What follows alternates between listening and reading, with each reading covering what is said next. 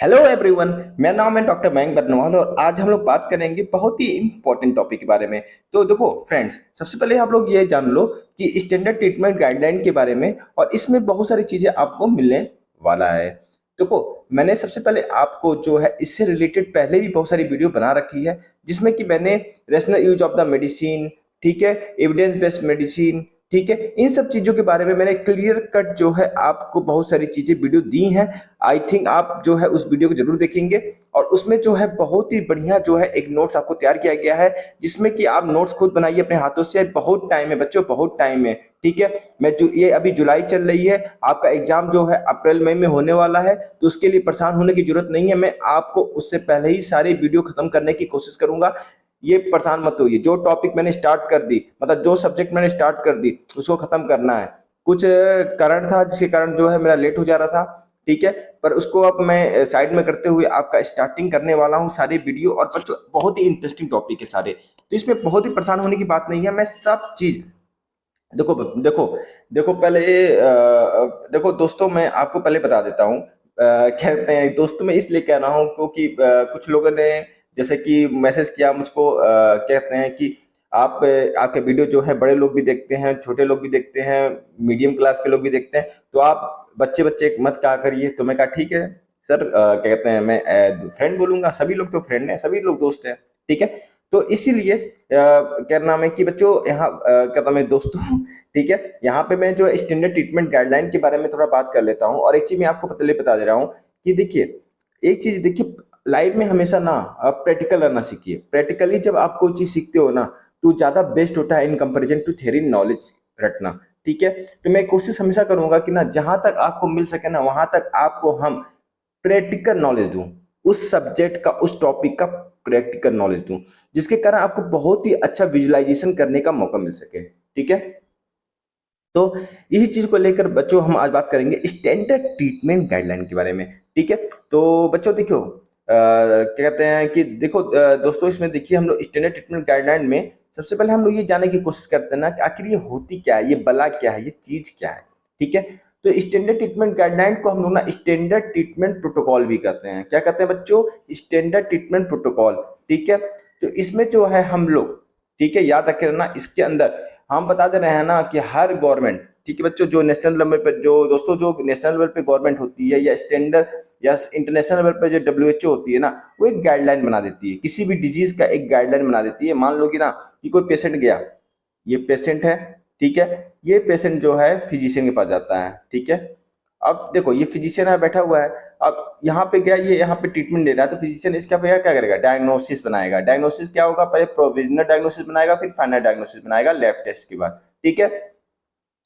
तो यहाँ पर क्या है बच्चों, समझना, यहाँ पर क्या है कि जब इसका ट्रीटमेंट जब करेगा ना, जब डायग्नोसिस बना दिया है, ठीक है, अब इसका ट्रीटमेंट जब करेगा ना, तो स्टैंडर्ड जो ट्रीटमेंट होगा, मान लो उसको टीबी है, तो टीबी है तो क्या कुछ भी बना के लिखना शुरू कर देगा? क्या ठीक है, कुछ भी लिखना शुरू करो, ये दवा है, दवा है, दवा है, दवा, first line drug, second line drug. ऐसा नहीं होता बच्चों, ठीक है, ऐसा नहीं होता। उसके लिए गाइडलाइन दी जाती है गवर्नमेंट ऑफ इंडिया के द्वारा। कुछ जो होते हैं डॉक्टर अपने आप जो है कुछ चीजें चेंजिंग कर सकते हैं, ठीक है, वो अलग बात होती है।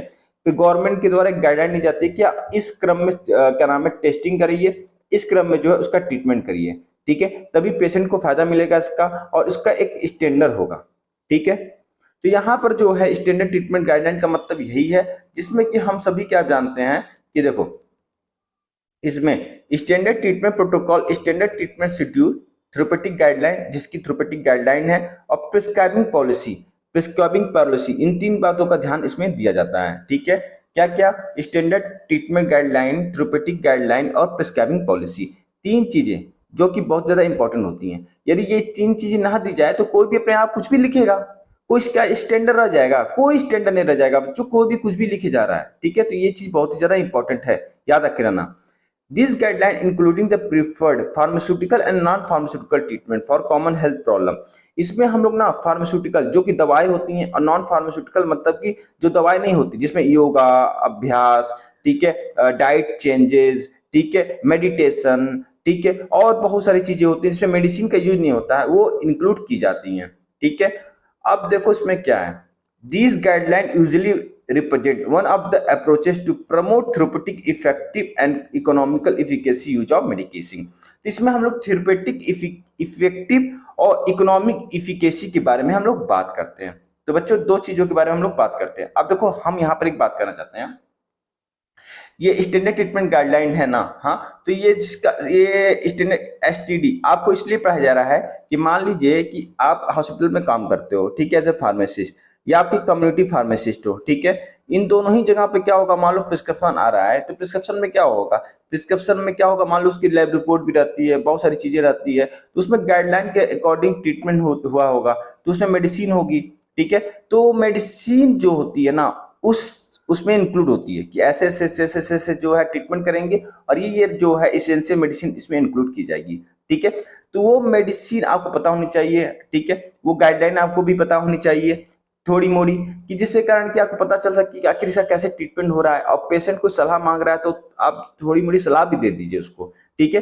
पर ये सारी गाइडलाइन जो होती है, ऑर्थोपेडिक जो काम होता है आज के समय, ये हम इंटरनेशनली बात करें तो ये जो होते हैं ना, हाँ, क्लिनिकल फार्मासिस्ट जो होते हैं सीपी वाले, ठीक है, और प्लस फिजिशियन, इन दोनों के साझा से होता है, ठीक है, इन दोनों के साथ मिलके होता है, क्या नाम है इसका, एक मैनेजमेंट तैयार किया जाता है, ठीक है, आज के समय। अब बात करें इंडिया में, तो इंडिया में भी जो है ना, हाँ, जो कॉर्पोरेट हॉस्पिटल्स हैं, कौन से हॉस्पिटल बच्चों, कॉर्पोरेट हॉस्पिटल, जैसे अपोलो हो गया, फोर्टिज हो गया, ठीक है, हिंदुई हो गई, ठीक है, ये सारे हॉस्पिटल हो गए, ठीक है, ये भी जो होते हैं ना आज के समय क्लिनिकल फार्मासिस्ट को रख रहे हैं स्टैंडर्ड ट्रीटमेंट गाइडलाइन के लिए, और उस पर उसमें वो स्पेशलाइज होना चाहिए। जैसे ऑन्कोलॉजी का है तो ऑन्कोलॉजी के लिए, और उसके लिए क्लिनिकल सीपी रखा जाता है, उसको क्लिनिकल फार्माकोलॉजिस्ट भी कोई लोग करते हैं, ठीक है, तो क्लिनिकल फार्मासिस्ट रखा जाता है, ठीक है, पीडिया के लिए रखा जाता है। तो अभी बहुत सारे कम हॉस्पिटल में ये स्टार्ट हुआ है, तो उसके लिए रखी जाती है। तो ये इस कारण मोटो है कि आप इसके एक आइडिया आपको लगा रहे हैं, ठीक है। तो आपको बच्चों ये सब क्लियर हुआ होगा, और ये चीज आपको पता हो गई होगी। बहुत ही आसान तरीके से मैंने इसका एक्सप्लेनेशन किया है, इसमें आपको कोई कंफ्यूजिंग नहीं होनी चाहिए, ठीक है। बहुत ही बुरा लगता है, एकदम कंफ्यूज हो जाते हो, तो कंफ्यूज नहीं होना है किसी को, और कमेंट करो ना, ठीक है, हम बताएंगे ना, आपके लिए तैयार है हम। अब देखो बच्चों क्वेश्चन हम पूछते हैं, ठीक है, अब देखो इसका क्या यूज है, उसका क्या मतलब कि क्वेश्चन एराइज हो सकते हैं। तो इसमें क्वेश्चन ये आ सकता है ना, the use of at least 5 drug daily by the individual, कोई पेशेंट है डेली 5 ड्रग्स, ठीक है, यूज कर रहा है, ठीक है, तो इसमें कौन सी कंडीशन हो सकती है, ऐसा कोई क्वेश्चन बन जाता है। इसमें पॉलीफार्मेसी दिया गया है, फार्मेसी दिया गया है, मोनोफार्मेसी दिया गया, मोनोथेरेपेटिक्स दिया है, ठीक है, कमेंट बॉक्स में जरूर बताइएगा, मैं इसका आंसर अंतिम में दूंगा।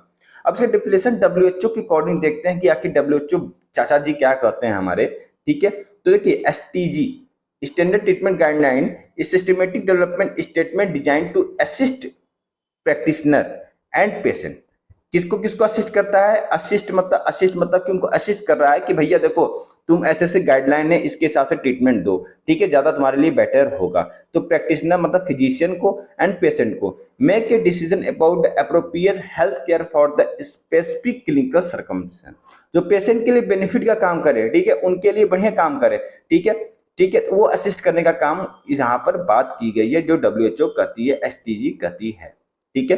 फिर बात करें एसटीजी, डिजीज स्पेसिफिक होता है, ठीक है, सही बात है, जैसे टीबी के लिए स्पेसिफिक है, मलेरिया के लिए स्पेसिफिक है, फीवर के लिए स्पेसिफिक है, ठीक है, टाइफाइड के लिए स्पेसिफिक है, ठीक है, फिर क्या नाम है, हार्ट फेल्योर के लिए स्पेसिफिक है, हाइपरटेंशन के लिए स्पेसिफिक है। अभी आगे आगे जाओगे ना तो सब तुमको पता चलता रहेगा, घबराने की कोई बात नहीं है।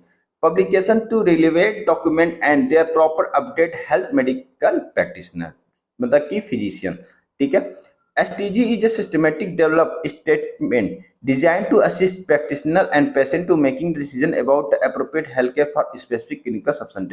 यही चीज दिया हुआ है, ठीक है, यहाँ पर दोबारा लिखा दिया गया है, ठीक है, तो घबराने की बात नहीं, इसको आप अपने कॉपी में धीरे से खट खट खट खट लिख लीजिएगा, ठीक है, इसको मत लिखिएगा, पता चले बच्चों कुछ देख नहीं रहे हैं और इसको लिख दे रहे हैं, ठीक है, इसको मत लिखिएगा, डबल डबल लिख गया। अब देखिए पर्पज क्या है भैया, भैया पर्पज क्या है कंटेंट ऑफ द एसटीजी का, स्टैंडर्ड ट्रीटमेंट गाइडलाइन का। तो पर्पज देखो एकदम क्लियर है भैया, मेरा तो क्लियर है एकदम पर्पज।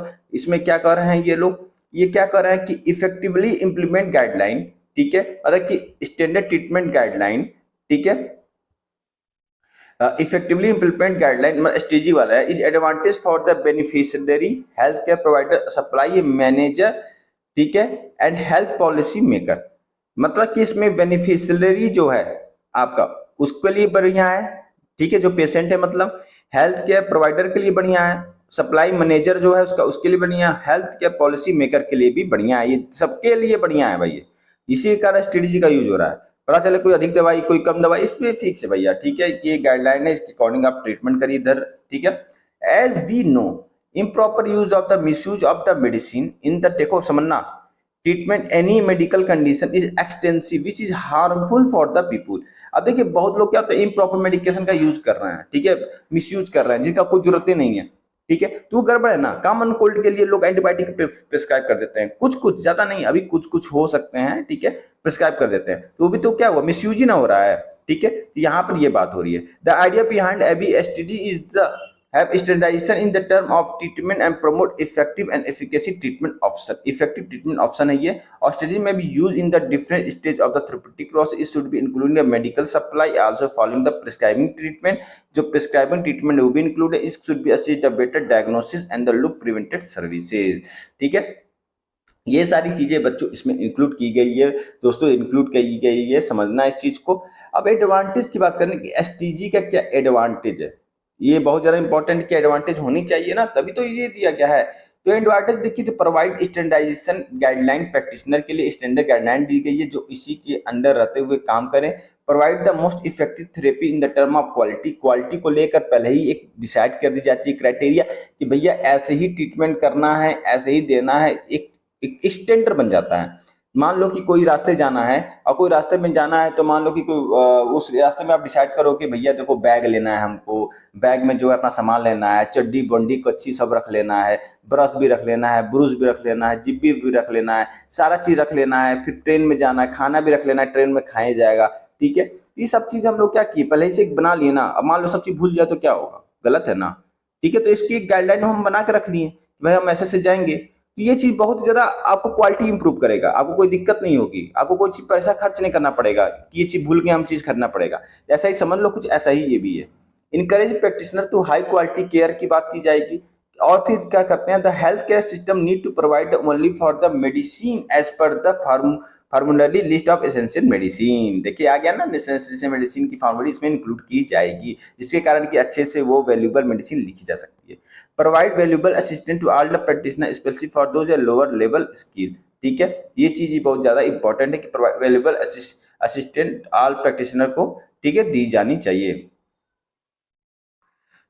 अब देखो, enable health care provider to, ठीक है, concentrate to making the correct diagnosis, जो डायग्नोसिस के ऊपर ही फोकस करे, ठीक है। अब मान लो कि वो स्टैंडर्ड ट्रीटमेंट का है, कुछ पता ही नहीं है कैसे ट्रीटमेंट देना, और वो डायग्नोसिस पे फोकस नहीं कर पा रहा, इधर क्या नाम ट्रीटमेंट पे फोकस नहीं कर पा रहा, तो यहाँ पर जो है वो डायग्नोसिस फोकस करे, एक गाइडलाइन, अब जैसे डायग्नोसिस हो जाएगा तो उसका एक क्राइटेरिया बना हुआ है कि इस क्राइटेरिया में इसको ड्रग देनी है, ठीक है। तो ये चीज बहुत ज्यादा इंपॉर्टेंट हो जाता है एसटीजी का। Provide the basis of the evaluate quality of care providing by the healthcare professional, provide system of the cost control, can be the vehicle integrated system program, जैसे diarrhoea disease control programme start किया गया जिसमें एक standard treatment guideline बना दी गई। Tuberculosis का आप देखते होंगे, जाते होंगे, किसी को टीबी होता है तो उसको जो है ड्रग दी जाती है कि भैया देखो 6 महीने में ये दवाई खानी है, आपको ऐसे ऐसे खानी है, उसकी एक स्टैंडर्ड जो है गवर्नमेंट ऑफ इंडिया द्वारा बना दी गई है।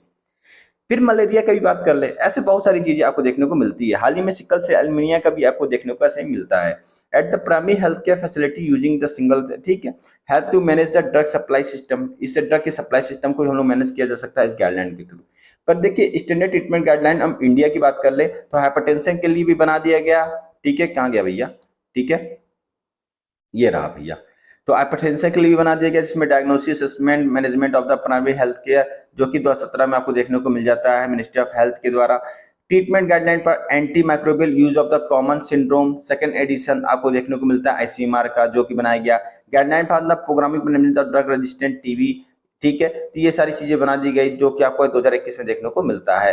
फिर बात करें तो national guideline of clinical management of dengue fever, फिर प्रोटोकॉल, ये चीज देख लेना बच्चों, ये कॉपी में लिख लेना, ठीक है, क्योंकि ये बहुत ही इंपॉर्टेंट है, ठीक है। स्टैंडर्ड ट्रीटमेंट गाइडलाइन डिपार्टमेंट, ठीक है, ये सारी चीजें थोड़ा लिख लेना, 4-5 इसमें से निकाल के बढ़िया बढ़िया वाला सुंदर सुंदर जो आपको अच्छा लगे, ठीक है। तो बच्चों क्या नाम है कि इसमें आपको क्या नहीं समझ में आया बताना, मैं तो पूरी कोशिश किया हूँ भैया अपना पूरा जंगरा लगा के कि आपको समझ में आ जाए, ठीक है। अब यहाँ पे देखिए इसका क्वेश्चन था the use of the list 5 drug daily use कोई कर रहा है तो उसको हम लोग पॉलीफार्मेसी कहेंगे, ठीक है। ये कंडीशन आ सकती है, ठीक है। यहाँ पे उसका एक्सप्लेनेशन दिया है, ये एक्सप्लेनेशन आप पढ़ लेना, ठीक है।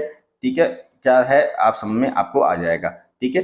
तो बच्चों आपको कैसा लगा, इसको स्टॉप करके स्क्रीनशॉट ले लेना इसका, ठीक है। तो ये बच्चों कैसा लगा आपको वीडियो जरूर आपको बताना, ठीक है दोस्तों। और इसमें जो है मैंने बहुत ही कम शब्दों में बहुत कुछ एक्सप्लेन करने की कोशिश की है, ठीक है, जो कि बहुत ज़्यादा आपको बेनिफिट करेगा स्टैंडर्ड ट्रीटमेंट गाइडलाइन को आपके डी फार्म एग्जाम में और यहाँ तक कि डी फार्म एग्जिट एग्जाम में भी, ठीक है। तो बच्चों आज के लिए इतना ही, और आपको यदि वीडियो अच्छा लगा हो तो अपने दोस्तों यारों में शेयर करो कि उनको भी उसका फायदा मिल सके, यार अपने पास मत रखा करो, ठीक है। ठीक है, तो फिर मिलेंगे नए वीडियो के साथ, आज के लिए इतना ही, थैंक यू।